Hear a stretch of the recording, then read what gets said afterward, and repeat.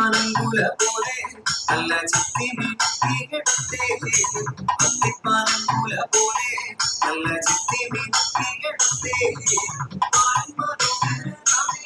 നല്ല മാലിനി മാറുന്നേ മാറൻ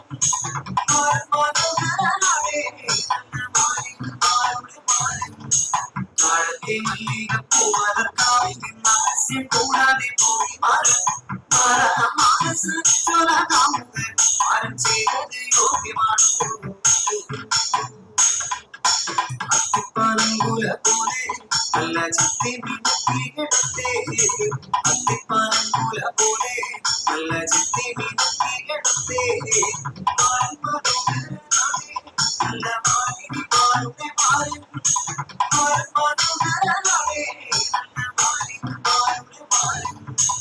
വാഴത്തെ മല്ലികപ്പൂവലർക്കാവിൽ നിന്നാസ്യം കൂടാതെ പോയി മാറും മനസ്സ് ചൊലാകാമുക മാറും ചെയ്തത് യോഗ്യമാണ് മനസ്സ് ചൊലാകാമുക മാറും ചെയ്തത് യോഗ്യമാണ്. നമുക്ക് പരസ്പരം നോക്കുവാനോ സംസാരിക്കാനോ സഹകരിക്കാനോ സ്നേഹത്തോടെ ഒന്ന് പുഞ്ചിരിക്കുവാനോ സഹപാഠിയോട് സഹപ്രവർത്തനോട് സഹജീവിയോട് എതിരെ സഹജീവിയോടൊന്ന് പുഞ്ചിരിക്കാൻ പോലും സമയം കിട്ടാത്ത കാലഘട്ടത്തിലാണ് നമ്മൾ ഈ സ്നേഹ കൂട്ടായ്മയുടെ പ്രസക്തി. നിങ്ങളെ മാത്രം ഇഷ്ടപ്പെടല്ലപ്പ, നമ്മളെ മാത്രം ഇഷ്ടപ്പെടല്ലപ്പ. ജനിക്കുന്നുള്ളതു നേരാ, മരിക്കുന്നുള്ളതും നേരാ. ജനിക്കുന്നുള്ളതു നേരാ, മരിക്കുന്നുള്ളതും നേരാ. ആരുടെ കൂടെ നിൽക്കും നിങ്ങൾ, ആരുടെ കൂടെ നിൽക്കും? എനിക്ക് ആ കൃഷ്ണനെ ഒന്ന് കാണണം. കൃഷ്ണൻ പറഞ്ഞ എന്റെ കാല് വയ്യാത്തോണ്ട്, അല്ലെങ്കിൽ ഞാൻ ആ കൃഷ്ണനെ പിടിച്ച് മാറ്റിയിട്ട് ഞാൻ കയറി ഒന്നും വേണ്ടായിരുന്നു.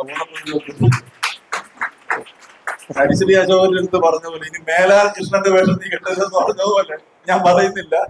അടുത്ത വർഷവും കൃഷ്ണനാവണം കേട്ടോ. വിജയ സാർ വന്നില്ലെങ്കിൽ ചിലപ്പോ ഞാൻ വരും. അന്ന് എന്റെ കാലം നേരെയാവും. ഞാൻ പിടിച്ചള്ളി കളയാൻ ഞാൻ കയറിയിരിക്കും. ഇവരെ ഇവിടെ കൊണ്ടുവന്ന് ആക്കിയ ആളുകള് ഇവരുടെ പെർഫോമൻസുകളൊക്കെ ശരിക്കും ടിവിയിലൊക്കെ കണ്ടിട്ട് അന്തം വിട്ടിരിക്കുന്ന ഒരു അവസ്ഥ ഉണ്ടായിട്ടുണ്ട്. കോമഡി ഉത്സവ വേദികളിൽ ഇവർ 3 തവണ പെർഫോം ചെയ്തു. ഇപ്പം ഇതൈറ്റം വേറയില് കഴിഞ്ഞ ആഴ്ചയിൽ പെർഫോം ചെയ്തു. അമൃത ടിവിയിലെ കിടിലത്തിലും ഒക്കെ വിളിച്ചിട്ടുണ്ട്. മണിക്കൂട്ടൻ വിചാരിച്ച ഇവിടെ വന്നപ്പോ മണിക്കൂട്ടനാണ് വലിയ കോമഡി സ്റ്റാർ. പ്ലിങ്കിപ്പോയി. ഇവിടെ കോമഡി സ്റ്റാറിലും ഐറ്റം പറയാനും ഒക്കെ ഇരിക്കുന്നവരടുത്താണ് വന്നത്. ഇനി അവര് ഗസ്റ്റായിട്ട് വരുമ്പോ അവിടെ പോയി. ശരിക്കും നമുക്ക് അഭിമാനത്തോടു കൂടി തന്നെ പറയാം, 3 മില്യൺ ഫോളോവേഴ്സ് ഉള്ള അച്ഛനമ്മമാര് ഇവരുടെ റീൽസും ഒക്കെ കണ്ടിട്ട് ഒരുപാട് ആളുകൾ ഇവരെ ഫോളോ ചെയ്യുന്നുണ്ട്. 2-3 ഐഡിയിലൂടെ ആയിട്ട് 3 മില്യണോളം ആളുകൾ ഇവരെ ഫോളോ ചെയ്യുന്നവരുണ്ട്. ഇവര് റീൽസ് എടുക്കുന്നുണ്ട്. റീൽസിൽ പ്രായമുള്ള അച്ഛനമ്മമാരുടെ റീൽസ് നടക്കുന്നത് നമ്മുടെ സ്ഥാപനത്തിലാണ്. അങ്ങനെ കുറെ അധികം സംവിധായകരൊക്കെ ഇവരുടെ ഇതിന് അഭിനയിക്കാനായിട്ടൊക്കെ ക്ഷണിക്കാൻ വന്നിട്ടുണ്ട്. പക്ഷെ ഒരു ഓർഫനേജിന്റെ പരിധിയിൽ നിന്ന് നമുക്ക് ഇവരെ പുറത്തു കൊണ്ടുപോകാനുള്ള കുറച്ച് പരിമിതികൾ ഉള്ളത് കൊണ്ടാണ് ചിലർക്കെങ്കിലും അവസരങ്ങൾ നഷ്ടപ്പെടുന്നതെന്ന് നമുക്ക് പറയാം. അപ്പൊ ഞങ്ങളിവിടെ ഭയങ്കര ഹാപ്പിയാണ്. ഞങ്ങൾക്ക് വീട്ടുകാരെ പറ്റി ആലോചിക്കാനോ കൊണ്ടുവന്ന് ആക്കിയവരെ പറ്റി ആലോചിക്കാനോ ഒന്നും സമയമില്ല. എപ്പോഴും ആടിയും പാടിയും ഡാൻസ് കളിച്ചിട്ട് മെഡിക്കൽ കോളേജിൽ കൊണ്ടുപോയിട്ട്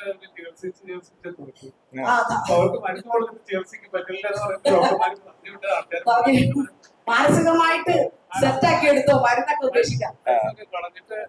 സൈക്കാട്രി പേഷ്യൻസ് ഒക്കെ കുറെ പേരുണ്ടായിരുന്നു. അവരുടെ മെഡിസിൻ ഒക്കെ നിർത്തി അവര് ഇതുമായിട്ടങ്ങ് സെറ്റായപ്പോ അവരുടെ മാനസികമായിട്ടുള്ള ഒരു ആരോഗ്യത്തിന് വളരെ ഇതായിട്ട് മാറിയപ്പോ ഒരുപാട് ആളുകൾക്ക് മെഡിസിൻ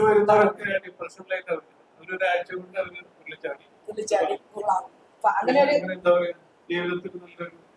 പുതിയൊരു ജീവിതം. അതെ അതെ, പുതിയ 2ാം ജന്മം. തീർച്ചയായും ഞാൻ ഇവരുടെ അടുത്ത് പറയാറുണ്ട്, കോട്ടയം ജില്ലയില് ഇതിനെ ഒരു അഗതി മന്ദിരമെന്നോ അനാഥാലയമെന്നോ ഒന്നും പറയാൻ ഞങ്ങൾ ആഗ്രഹിക്കുന്നില്ല. കോട്ടയം ജില്ലയിലെ തറവാടാണ് അല്ലെ, കുറെ അധികം അച്ഛനമ്മമാരുടെ ഒരു തറവാടാണിത്. ദൈവമേ, ഇന്ന് സ്നേഹക്കൂട്ടിലെത്തിയ എല്ലാവർക്കും ഐശ്വര്യത്തിന്റെയും സമൃദ്ധിയുടെയും വിശുദ്ധിനാശംസകൾ നേരുന്നു. ഇന്ന് സ്നേഹക്കുട്ടി അന്നദാനം നടത്തിയ എല്ലാവർക്കും അവരുടെ കുടുംബത്തിലുള്ളവർക്കും ആയുസ്സും ആരോഗ്യവും സന്തോഷവും സമാധാനവും നൽകണമേ എന്നും ഇതുപോലെ നിറയെ സ്ഥലങ്ങളിൽ അന്നദാനം നടത്താനുള്ള സാമ്പത്തികവും ശാരീരികമായ കഴിവും നൽകണമേ എന്നും യേശുവിനോട് പ്രാർത്ഥിക്കുന്നു.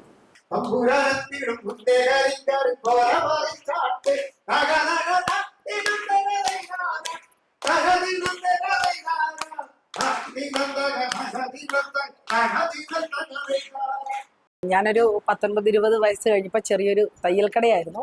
ഏറ്റുമാനൂർ അമ്പലത്തിന്റെ മുമ്പിലായിരുന്നു. അപ്പം ആ ഒരു തയ്യൽ കടയിൽ നിന്ന് കിട്ടുന്ന ഒരു ചെറിയൊരു വരുമാനം, PMRYയുടെ സ്വയം തൊഴിലിന്റെ ലോൺ എടുത്ത് തുടങ്ങിയ തയ്യൽ കടയാണ്. അപ്പം അതിൽ നിന്ന് ചെറിയ കിട്ടുന്ന ഒരു വരുമാനം കൊണ്ട് ഏറ്റുമാനൂർ മഹാദേവ ക്ഷേത്രത്തിന് മുൻപിലിരിക്കുന്നവർക്ക് ആഹാരം മേടിച്ചു കൊടുത്തു തുടങ്ങിയതാണ് എൻ്റെ പ്രവർത്തനങ്ങൾ. അവിടെ മുറിവേറ്റിരിക്കുന്ന ഒരു അച്ഛനെ കണ്ടപ്പം ആ അച്ഛനെ ഹോസ്പിറ്റലിലൊക്കെ കൊണ്ടുപോയി ട്രീറ്റ്മെന്റ് ചെയ്ത്, പക്ഷേ അച്ഛനെ തിരിച്ച് അമ്പലനടയിൽ തന്നെ ഉപേക്ഷിക്കേണ്ടതായിട്ട് വന്നു.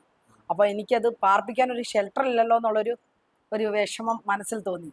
പക്ഷേ ആ ഒരു ഇത് പത്തനാപുരം ഗാന്ധി ഭവൻ വഴി കുറേ ആളുകളെ അവിടേക്ക് എത്തിക്കാൻ സാധിച്ചു.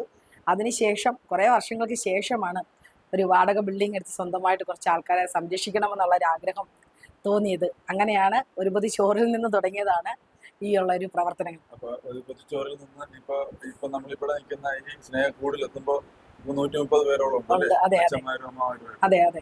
ഇവരെയൊക്കെ നമുക്ക് എവിടെ നിന്നാണ് ആരെങ്കിലും ഇവിടെ കൊണ്ട് ഏൽപ്പിക്കുന്നതോ നമ്മൾ കണ്ടെത്തുന്നതോ എങ്ങനെ സംഭവിക്കും? ഇത് ഇവിടെ വരുന്ന അച്ഛനമ്മമാരെല്ലാം തന്നെ മക്കൾ ഉപേക്ഷിക്കപ്പെട്ട് വീടുകളിൽ നിന്നും പുറത്താകുന്ന അച്ഛന്മാരാണ്. അത് പോലീസ് സ്റ്റേഷൻ വഴി, കോടതി വഴി വരുന്നവരുണ്ട്.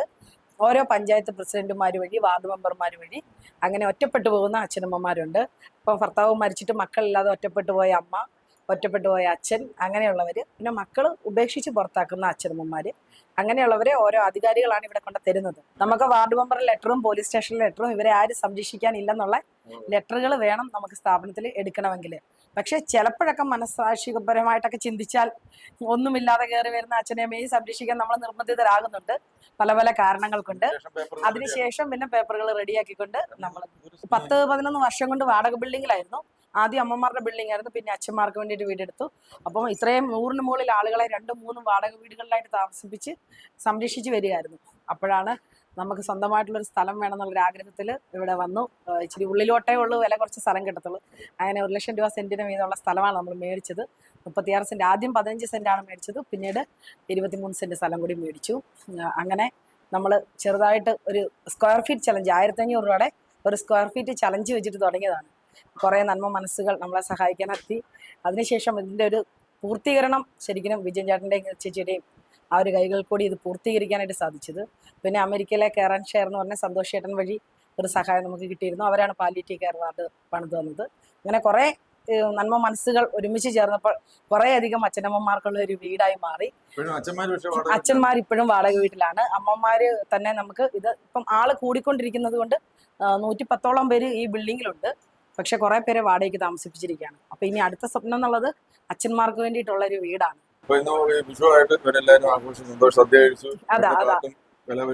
എല്ലാം നടത്തി. അതെ അതെ. ഇവിടെ ഒരു അടച്ചുപൂട്ടലില്ല. ഇവിടെ എപ്പോഴും ഭയങ്കര ഫ്രീ ആണ്. ഇവിടുത്തെ അച്ഛനമ്മമാര് മാക്സിമം സന്തോഷമായിട്ട് ഇരിക്കാനായിട്ട് നമുക്ക് കുറച്ച് അവർക്ക് ആക്ടിവിറ്റീസ് ഉണ്ട്. അപ്പം അവര് ശരിക്കും വീടുകളിൽ നിന്ന് പുറത്താക്കപ്പെട്ടാലും കരഞ്ഞിരിക്കുന്നവരാരും ഇവിടെ ഇല്ല. അവരെല്ലാം ഭയങ്കര ഹാപ്പിയാണ്. ആർമിയിലായിരുന്നു ഹസ്ബൻഡ്. ഇപ്പം എന്റെ പ്രവർത്തനങ്ങൾക്ക് VRS ഒക്കെ എടുത്ത് എന്റെ കൂടെ ഹസ്ബൻഡും പ്രവർത്തനങ്ങൾക്കൊപ്പം ഉണ്ട്. അതാ, അതിർത്തി എല്ലാം സേവനമാണല്ലോ. അപ്പൊ അതിർത്തി സംരക്ഷിച്ചു കഴിഞ്ഞപ്പോ ഇതും ഒരു സേവനല്ലേ. അപ്പൊ എനിക്ക് തന്നെ ഓടിക്കാൻ പറ്റാത്തൊരു സാഹചര്യം വന്നപ്പോ ഹസ്ബൻഡും കൂടെ കൊടുക്കും. ഇവിടെ കടപ്പളാമറ്റത്ത് ഒരു വേൾഡ് മലയാളി കൗൺസിലിന്റെ ഒരു പ്രോജക്റ്റ് നടക്കുന്നുണ്ടായിരുന്നു. എൻ്റെ 25 വീട് പണിത് കൊടുക്കുന്ന ഒരു പ്രോജക്റ്റാണ്. അപ്പോൾ അതിന്റെ പ്രസിഡന്റ് എന്നാണ് എനിക്ക് നമ്മളവിടെ വന്നത്. അപ്പോൾ അതിൽ 12 വീട് പണിത് നമ്മൾ ആൾക്കാർക്ക് വിട്ടുകൊടുത്തു, പാവപ്പെട്ടത് കൊടുത്തു. ബാക്കി 13 വീട് കൂടി പണിയാനുള്ള സ്ഥലം ഉണ്ട്. അതിൻ്റെ ഇതിലാണ്. അപ്പോൾ 2 വർഷം മുന്നേ അതിൻ്റെ ആ ഉദ്ഘാടനത്തിന് വന്നു കഴിഞ്ഞപ്പോൾ വൈഫ് ഫേസ്ബുക്കിൽ കണ്ടിട്ട് അന്നാണ് ഈ സ്നേഹക്കൂട്. അപ്പോൾ വൈഫ് പറഞ്ഞ് സ്നേഹക്കൂട് ഇവിടെ അടുത്താണെന്ന് തോന്നുന്നു. നമുക്ക് നവംബർ 1-നാണ് ഞാൻ വന്നത്. നവംബർ 1-ന് അന്ന് കേരളപ്പിറവി അല്ലേ. അപ്പം പിന്നെ നമുക്ക് അച്ഛനമ്മമാർക്ക് കേരളപ്പിറവി പ്രമാണിച്ച് അവർക്ക് അന്നത്തെ ഭക്ഷണം നമ്മുടെ കൊടുക്കാന്നുള്ള ഒരു വൈഫ് പ്രൈസ് അയച്ചു കൊടുത്തിട്ടുണ്ടായിരുന്നു. അപ്പം പിന്നെ അവരെ കൂടി കാണാൻ പറഞ്ഞിട്ട് വന്നു. അവരെ വന്ന് കണ്ടപ്പോൾ അവർ 3 ബിൽഡിങ്ങിലായിട്ട് വാടകയ്ക്ക് താമസിക്കുകയാണ്. 4 മാസം കഴിഞ്ഞ് കഴിഞ്ഞാൽ വീട് വിട്ടുകൊടുക്കണം. ഇവിടെ ഇങ്ങനെ ഒരു വീട് പണിത് ഫസ്റ്റ് ഫ്ലോർ പണിത് കഴിഞ്ഞു. അതൊരു അമേരിക്കൻ സംഘടന ഇതാക്കി തന്നു. അത് കഴിഞ്ഞിട്ട് പിന്നെ അത് മുന്നോട്ട് പോകുന്നില്ല. അപ്പോൾ അങ്ങനെ ഒരു സ്റ്റക്കപ്പായിട്ട് നിൽക്കുകയാണ്. പിന്നെ 1.5 ലക്ഷം വേണം 3 വീടുകൾക്കും വാടകയ്ക്ക് തന്നെ. അപ്പോൾ അവരൊക്കെ ഒരു വല്ലാത്തൊരു അവസ്ഥയിലാണ്. നിഷയ്ക്ക് എന്താ പറയുക, മുന്നോട്ട് പോകാൻ ഇങ്ങനെ എന്നുള്ളൊരു സ്റ്റക്കപ്പായി നിൽക്കുന്നൊരു അവസരം. പേപ്പറിലാണെങ്കിൽ ഈ വീട് വിട്ടുകൊടുക്കും വേണം. അപ്പോൾ പിന്നെ ഞങ്ങൾ പറഞ്ഞു ഓക്കെ. അപ്പോൾ വൈഫ് പറഞ്ഞു നമുക്കവിടെ അവിടെ സ്ഥലം കിടക്കുന്നുണ്ട്, വൈഫിൻ്റെ പേരിൽ സ്ഥലം കിടക്കുന്നുണ്ട്, അത് വിറ്റത്തും അവിടെ പണിയാൻ അങ്ങനെ പണിതോളാൻ പറഞ്ഞു. പണി കഴിഞ്ഞിട്ട് 4 മാസം കൊണ്ട് പണിതു അല്ലേ. 4 മാസം കൊണ്ട് അങ്ങനെ 2 നിലയും പണിതു. പിന്നെ ഓഡിറ്റോറിയം, പിന്നെ കിച്ചൺ എല്ലാം ഒരു നമ്മുടെ മാത്രമല്ല മറ്റുള്ളവരുടെയൊക്കെ സഹായം കൊണ്ടും നിഷയുടെ ഹാർഡ് വർക്ക് കൊണ്ടും ആൻഡ്രാജാണെങ്കിൽ മിലിറ്ററിയിൽ റിട്ടയർ ചെയ്തിട്ട് ആളുടെ റിട്ടയർമെൻറ്റ് എല്ലാം കൂടിയിട്ടൊക്കെയാണ് ചെയ്യുന്നത്. ഇപ്പോൾ അവരോട് നടക്കുന്നത് കാണുമ്പോൾ നമുക്കൊരു നമുക്ക് എന്തായാലും ഒന്ന് നാട്ടിൽ വന്നിട്ട് ഇങ്ങനെ ഒരു ആൾക്കാരെ സഹായിക്കാനുള്ളൊരു സമയം ഇതില്ലാത്തതിൻ്റെ പേരിലൊന്നും നമുക്ക് ഇങ്ങനെയൊക്കെയല്ലേ അവരെ കൊണ്ട് സഹായിപ്പിക്കാൻ പറ്റും. അപ്പോൾ അവർ ചെയ്യുന്ന ഒരു പുണ്യപ്രവൃത്തി കണ്ടിട്ട് നമ്മൾ അതിനോട് ചേർന്ന് ഒരു സപ്പോർട്ട് ചെയ്ത് കൊടുക്കണമെന്നാണ്. ഇവരുടെ പ്ലാൻ അനുസരിച്ച് ഇപ്പം 2 ബിൽഡിങ്ങാണ് പണിയുണ്ട്. അപ്പോൾ ഇതിൻ്റെ പണി തന്നെ പെട്ടെന്ന് ഇതാക്കി അവിടെ നിന്ന് മാറി. അപ്പോൾ അടുത്ത പണി ചെയ്യാൻ നോക്കുമ്പോഴേക്കും സെറ്റ് ആവട്ടെ എന്ന് ചോദിച്ചിരുന്നു. അങ്ങനെ ഇപ്പോൾ ഈ വീടിൻ്റെ പഞ്ചായത്ത് നമ്പർ കിട്ടണമായിരുന്നു. അപ്പോൾ നമ്പർ കിട്ടണമെങ്കിൽ വീണ്ടും മുനിസിപ്പാലിറ്റി പഞ്ചായത്തിന് 3-4 ലക്ഷം രൂപ കൊടുക്കണം നമ്പർ കിട്ടാനായിട്ട്. അപ്പോൾ പറയുന്ന പഞ്ചായത്തിൽ നമുക്ക് സാമൂഹ്യ വകുപ്പ് മന്ത്രിയുണ്ട്, പിന്നെ അതെ പഞ്ചായത്തിൻ്റെ മന്ത്രിൻ്റെ അവർക്കൊരു അപ്ലിക്കേഷൻ കൊടുത്തു കഴിഞ്ഞിട്ട് പാവപ്പെട്ടവരല്ലേ. അപ്പോൾ നമുക്കിപ്പോൾ ഈ അച്ഛന്മാരിപ്പോൾ വാടകയ്ക്ക് താമസിക്കണത് അങ്ങനെ ഇവിടെ ഒരു വീട് പണിയുന്നു. അപ്പോൾ ഈശോനോ ഒരു സ്ക്വയർ ഫീറ്റിന് 2000 രൂപ എന്ന് പറഞ്ഞിട്ടൊരു സ്ക്വയർ ഫീറ്റ് ചലഞ്ച് ഇറക്കിയിട്ടുണ്ടായിരുന്നു. ഇപ്പോൾ ആക്ച്വലി 1.5 കോടി വരും. ഇതിൽ തന്നെ നല്ലൊരു ഇപ്പോൾ റീൽസും കാര്യങ്ങളൊക്കെ ആയിട്ട് നല്ലൊരു വ്യൂസ് ഉണ്ട്. അപ്പോൾ ഓരോ വ്യൂസും ഒരു 100 രൂപ വെച്ചിട്ട് കൊടുത്താൽ നമുക്ക് ഈ വീട് പണി ചെയ്തിട്ടുണ്ട്. അതെ ഇത് ഇവിടുത്തെ അച്ഛനും അമ്മയ്ക്കും ഒക്കെ ഉള്ള മരുന്നുകളാണ് ഇവിടെ അല്ലേ? ഈ സ്നേഹ കൂട്ടായ്മയിലുള്ള അച്ഛനമ്മമാർക്കുള്ള എല്ലാവർക്കും ഉള്ളു അല്ലേ? എല്ലാവർക്കും ഉണ്ട്. സന്തോഷം. ആദ്യമായിട്ടാണ് ഫീമെയിൽ സൈഡില് 2 സ്റ്റാഫ് ഉണ്ട്, ഇവിടെ 2 സ്റ്റാഫ് ഉണ്ട്. അവർക്ക് രാവിലെ ഉച്ചയ്ക്കും വൈകിട്ട് മരുന്ന് കഴിക്കുന്നവരുണ്ട്. ഞാൻ ആദ്യമായിട്ടാണ് ഇവിടെ വരുന്നത്. സത്യം പറയാം, ഇത്രയും സന്തോഷകരമാകുമെന്ന് ഞാൻ ഒരിക്കലും കരുതിയില്ല. എല്ലാവരോടും ഇപ്പൊ പാട്ട്, ഡാൻസ്, ഇതൊന്നും അല്ല ഞങ്ങൾക്ക്. ഈ സ്നേഹക്കൂടില് കോട്ടയത്ത് ഇത് കണ്ടല്ലോ, ഇങ്ങോട്ടൊന്ന് കണ്ടോ? ഇവിടെ ഞാൻ ആദ്യമായിട്ട് വരുവാണ്. പക്ഷെ സത്യമായിട്ടും പറയാം, ഹൃദയം കൊണ്ട് പറയാണ്, ഭയങ്കര സന്തോഷം തോന്നി. അപ്പം ഒരു സന്തോഷമുള്ള കാര്യം കൂടെ പറയാൻ വേണ്ടിയാണ്. ഇവിടെ ഇപ്പം ഈ ബിൽഡിങ്ങിൽ 100ഓളം പേരുണ്ട്. അപ്പം കുറേ അധികം ആൾക്കാരും വന്നുകൊണ്ടിരിക്കുകയാണ്. ഇവിടെയുള്ള അച്ഛന്മാർക്ക് എല്ലാവർക്കും കൂടെ താമസിക്കാൻ സൗകര്യമില്ലാത്തവർ തൊട്ടപ്പുറത്തൊരു വാടക വീട്ടിലാണ് ഇപ്പോൾ താമസിക്കുന്നത്. അപ്പോൾ ഇങ്ങോട്ട് ഇവിടെ ഒരു ചെറിയ ബിൽഡിംഗ് കെട്ടാൻ തുടങ്ങാൻ പോവുകയാണ്. അപ്പോൾ അതിനുള്ള പ്രാരംഭ പരിപാടികളൊക്കെ നിശ്ചയം കൂട്ടരും ആരംഭിച്ചു കഴിഞ്ഞു. അപ്പം ഇത് കാണുന്നവരുണ്ടെങ്കിൽ അവർക്ക് ഒരു ഹെൽപ്പ്, ചെറിയ സഹായങ്ങൾ, നമ്മളെ കൊണ്ട് ഒക്കുന്ന ചെറിയ ചെറിയ സഹായങ്ങൾ ചെയ്താൽ വളരെ നന്നായിരിക്കും എന്ന് ഞാൻ പറയുന്നു. അപ്പോൾ നിങ്ങൾ എല്ലാവരും മെഡിസിൻ പോകത്തില്ല, മെഡിസിൻ. Oh thank you.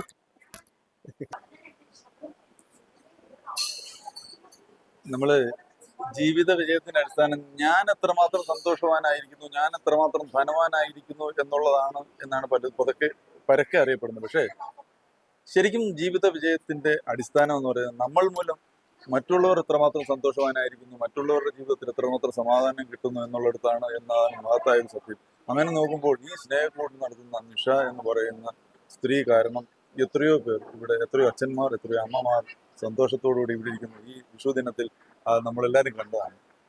ഈ സന്തോഷം ഇതുപോലുള്ളവരുടെ മ്ലാനമായിരിക്കേണ്ടുന്ന എത്രയോ അച്ഛനമ്മമാർ, സങ്കടപ്പെട്ടിരിക്കേണ്ട എത്രയോ അച്ഛനമ്മമാർ ഇവിടെ ആടിപ്പാടി സന്തോഷത്തോടെ കഴിയുന്നു.